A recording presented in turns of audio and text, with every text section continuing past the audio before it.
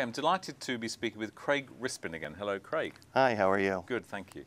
Now, last time we spoke, you shared with us some great tips about how, as a business, we can start to kind of unravel and open up the future.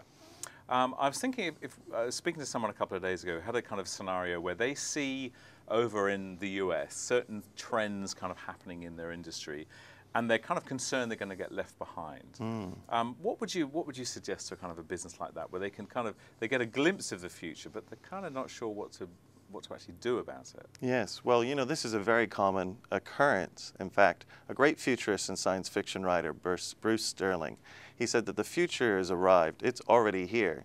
It's just not evenly distributed. Right. So in that case, the future's arrived somewhere else, overseas. Yeah. And this might be a great opportunity, or it could be a big threat.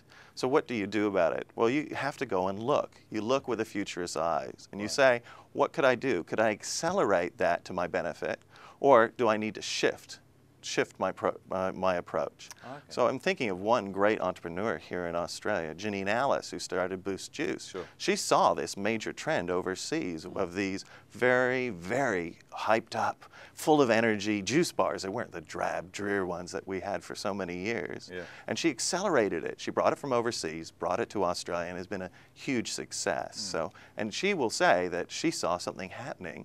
Right. It was not evenly distributed. It was ahead in the US, and she brought it here. And clearly, you know, I've read a bit about how she got started, and clearly she kind of jumped on a plane and spent some time there, Yes. really looking at it. I mean, we need to do this. Don't That's we? right. You have to immerse yourself in these types of environments. And I do that with my practice. I travel all over the world. Yeah. And you can see some things that are great opportunities or great threats. Right. So I was thinking, I was in Japan, and there's schoolrooms now. They have 30 chairs and only 2 students.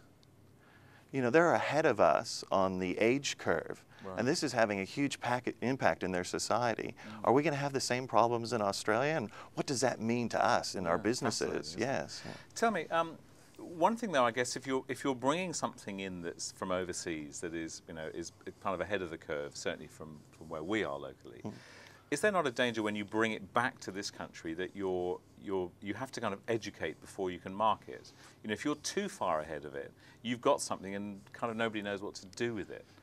Is there this risk that you can be too early? Sure. No, it doesn't mean that if you take something from overseas and apply it locally that it's always going to work. I'm thinking about famously one American coffee company that was competing with a local brand, Gloria Jeans, and it didn't work out so well for them because they thought everything that they did overseas would apply in Australia. So it's all well and good to learn about these things overseas, but then you really need to concentrate as well on the local market.